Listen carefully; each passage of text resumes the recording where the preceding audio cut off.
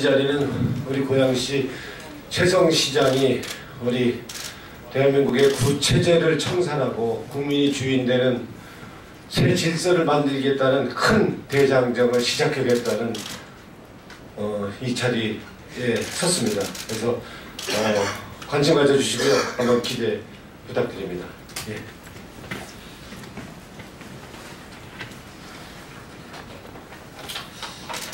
안녕하십니까.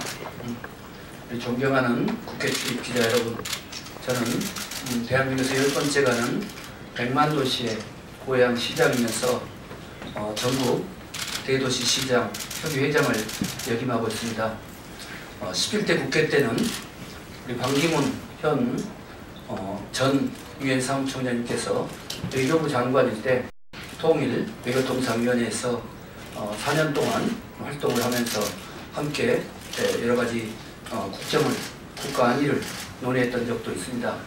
또 최근에는 지방자치 개혁과 관련해서 이 자리에서 여러분께 인사를 올렸습니다. 오늘 이렇게 제가 여러분께 보고 말씀 겸 또 저의 계획을 말씀드리게 된 것은 제가 이번 민주당 대통령 후보 경선에 참여하기로 지난 1월 5일 결심을 하고 1차적으로는 고향 시민께 보고드리고 10년 기자간담회에서 저의 출마 선언문을 발표한 바 있습니다. 그리고 제가 광주 출신이고 또 김대중 대통령을 오랫동안 모셨기 때문에 지난 주말 광주에 가서 여러 5.18 지도자 여러분들 또 가까운 친지 또 여러 지도급 인사분들을 뵙고 저의 의지를 밝힌 바 있습니다. 자치단체장이 출마를 했을 경우 국회에 와서 이렇게 선언을 하는 과정에서 여러 가지 절차적인 부분이 있어서 오늘 저희 고향시에서 통일한국의 실리콘밸리라고 하는 약 5조 투자에 20만 개 일자리 창출이 예견되는 이 프로젝트에 대한 사업 설명회를 하고 또 평화통일경제특구라고 하는 통일특구법과 관련된 김현미 예결위원장께서 대표 발의해 주신 그 법안의 조기 통과를 원하는 이런 세미나를 갖게 됐습니다. 그래서 그 부분에 대한 보고와 더불어서 제가 이번에 대통령 민주당 경선 후보에 나오게 된 몇 가지 소견을 말씀을 올리고자 합니다. 지금 촛불정국에서 나타난 민심은 진정으로 정의롭고 공정한 정부 그리고 평화지향적이고 또 도덕적으로 청렴하고 준비된 대통령, 준비된 정부가 출범해야 된다는 강력한 요구가 있습니다. 제법 많은 시간이 흘렀음에도 불구하고 대통령 탄핵이라는 이런 중대한 국면이 도래했음에도 불구하고 상당수 여야 대선 후보들은 자신들의 이해득실에 따라서 개헌론, 제3지대론 또 다양한 이런 정치적, 정략적 논의를 하고 있다고 봅니다. 이런 중차대한 상황에서 민주개혁 진영은 촛불민심을 받들어서 시대정신을 받들어서 진정으로 제대로 된 국민 참여정부를 이끌어내야 된다고 봅니다. 그런 점에서 저는 청렴한 그리고 도덕적으로 준비되고 검증된 대통령을 선출해야 된다고 보고요.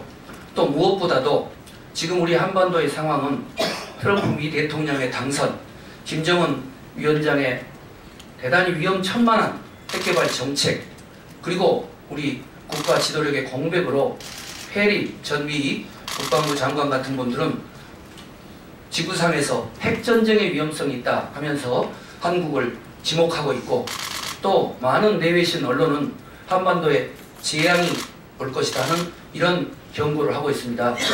이처럼 참으로 백적 간주에선 북핵 위기, 경제 위기를 타개할 수 있는 그런 준비된 평화 경제 대통령이 나와야 된다고 생각을 합니다.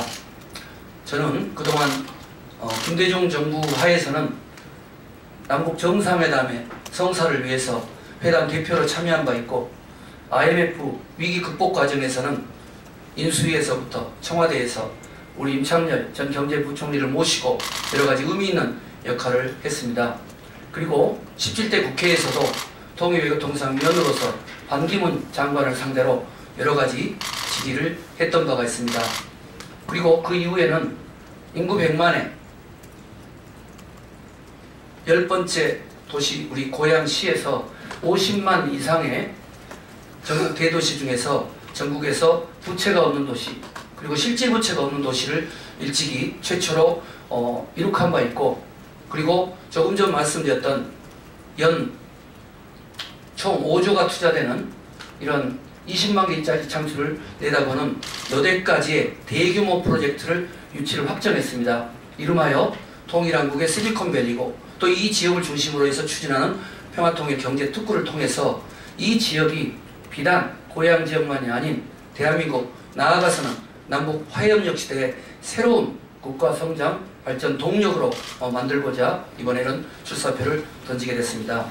끝으로 반기문 전 유엔 사무총장님의 이 출마와 관련돼서 한 말씀 드리고자 합니다. 저는 개인적으로 장관 시절에 우리 반 총장님을 존경했습니다. 그 당시에 많은 논란이 됐던 김선일 씨 피랍 사건 청문회 때도 활동을 했고, 그 외에 독도, 위안부 등등 많은 외교적 현안에 대해서 반기문 당시 외교부 장관이 많은 능력상의 한계, 문제점, 또 교체론이 비등했지만 그럼에도 불구하고 차기 유엔 사무총장을 맡으실 경우 대한민국의 국격을 위해서 도움이 되겠다는 판단하에서 저를 비롯한 통일외교통상위원들은 그분의 역량과 무관하게 전 세계로 그분이 유엔 사무총장이 되는데 노력했습니다. 그리고 그 이후에 제가 고향시장이 된 이후에도 유엔 평화인권기구의 대한민국 유치, 일본군 위안부 피해자 문제의 해결, 북핵 문제의 해결 등등을 위해서 반기문 유엔 사무총장님께 수차례 편지도 띄우고, 또 지금 그분들의 오른팔 왼팔인 실세분들하고 깊은 논의를 하기도 했습니다. 저는 바라건대 저의 경선 출마와 무관하게 반기문 총장님 개인적으로, 국가적으로 전직 사무총장으로서 북핵 문제 해결, 세계 평화를 위한 이런 역할을 기여할 것을 생각했습니다만 이번 과정에서 아마도 출마할 것으로 예상됩니다. 페이스북을 통해서 공개했고 오늘 보도자료에 낸 것처럼 적어도 일국의 대통령이 되고자 하는 분은 헌법과 또 공직선거법에 규정하고 있는 다양한 이 출마의 자격 제한, 그리고 여러분 잘 아시는 것처럼 유엔 헌장의 결의는 법적 구속력보다도 더 무섭고 위력적인 국제적인 규범입니다. 다른 나라의 여러 가지 중요한 정보를 알고 있는 유엔 사무총장이 상당한 기간은 본국에 또는 특정 국가에 공직을 맡아서는 안 된다는 것은 불문율인 것입니다.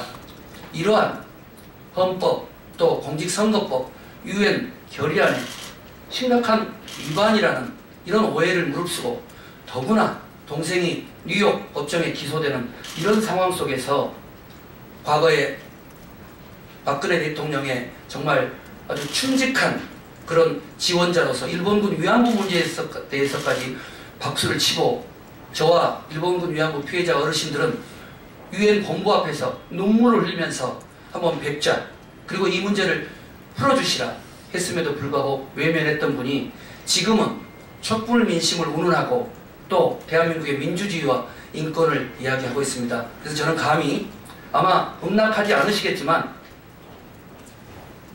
당신이 진정으로 이러한 문제점을 국민들에게 설득하고 싶다면 저의 공개적인 질의에 답변을 해주시고 언제라도 토론에 응할 용의가 있다는 말씀을 드립니다. 상세한 여러 가지 보고와 계획을 말씀드리고 싶습니다만 그것은 앞으로 좀 더 다양한 기회를 통해서 말씀을 올리도록 하겠고요. 저는 김대중 정부의 청와대에서의 근무, 노무현 정부에서 또 국회의원으로 근무, 그리고 재선 고향시장으로서 어떤 지자체보다도 나름대로 의미 있는 성과를 내서 이번 민주당 경선에서 돌풍을 일궈내겠습니다. 자신 있습니다.